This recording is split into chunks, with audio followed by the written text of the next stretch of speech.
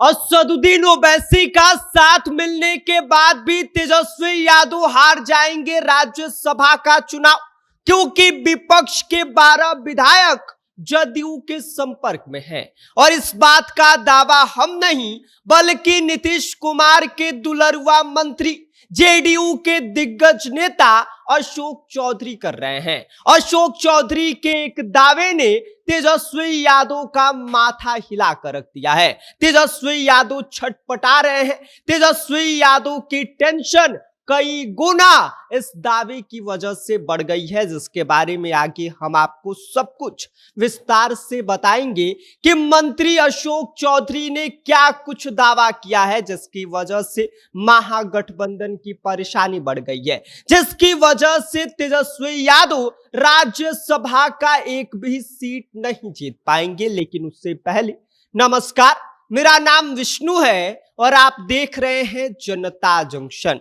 आपको बता दें कि जहां एक तरफ तेजस्वी यादव राज्यसभा चुनाव से पहले अपनी गोटियां सेट करने में लगे हुए हैं, पूरे विपक्ष को एकजुट करने में लगे हुए हैं ताकि राज्यसभा का एक सीट जीत पाए, लेकिन बावजूद इसके राज्यसभा का जो सीट है वो जीतना अब तेजस्वी यादव के लिए असंभव होता जा रहा है, क्योंकि जदयू की तरफ से एक दावा किया गया है जिसने तेजस्वी यादव की टेंशन को 10 गुना तक बढ़ा कर रख दिया है। जेडीयू के दिग्गज नेता और नीतीश कुमार के दुलरुआ मंत्री कहे जाने वाले अशोक चौधरी का यह कहना है कि विपक्ष के 12 विधायक इनके संपर्क में हैं और इंतजार करिए, राज्यसभा चुनाव के दिन बड़ा खेला होने जा रहा है। एनडीए के पास अतिरिक्त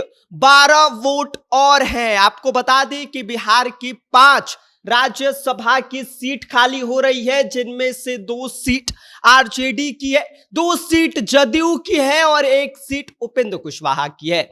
और इस बार के चुनाव में 6 उम्मीदवार मैदान में हैं, जिनमें से 2 बीजेपी, 2 जेडीयू, 1 उपेंद्र कुशवाहा और 1 आरजेडी। लेकिन समीकरण और फॉर्मूले की बात किया जाए तो उसके हिसाब से एनडीए के खाते में 4 सीट एकदम सेफ दिखाई दे रहा है। एक सीट जो है वो अनसेफ वाले स्थिति में इसलिए पहुंच गया है क्योंकि इस सीट पर जो एनडीए है और आरजेडी है, इसके बीच करारी टक्कर दिखाई दे रही है। दोनों ही दल बहुमत के आंकड़े के बहुत करीब है और यही वजह जो है इस बार राज्यसभा की एक सीट पर महासंग्राम बनता हुआ दिखाई दे रहा है।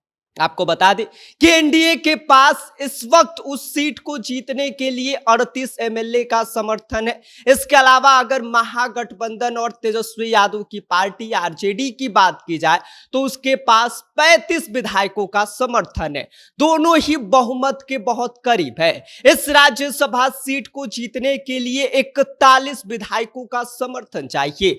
3 जो है वोट एनडीए को कम पड़ रहे हैं, जबकि 6 मतदान की आवश्यकता और महागठबंधन यानी कि तेजस्वी यादव की पार्टी आरजेडी को जरूरत है। लेकिन यह जो स्थिति है यह पूरी तरह से बिगड़ती हुई दिखाई दे रही है। हालांकि तेजस्वी यादव को असदुद्दीन ओवैसी का समर्थन मिल गया है। असदुद्दीन ओवैसी के पास 5 विधायक हैं, तो इस हिसाब से तेजस्वी यादव का जो संख्या पहुंच जाता है 40 और एनडीए का संख्या 38 है। लेकिन इसी बीच जदयू ने एक दावा किया है। उनका यह कहना है कि उनके पास 12 अतिरिक्त वोट और है और ऐसे में वो 12 जो वोट है वो विपक्ष का है। विपक्ष के 12 विधायक जदयू के संपर्क में है, जो राज्यसभा चुनाव के दौरान बड़ा खेला करने वाले हैं। और यही वजह है कि पूरे तेजस्वी यादव के खेमे में खलबली मच गई है।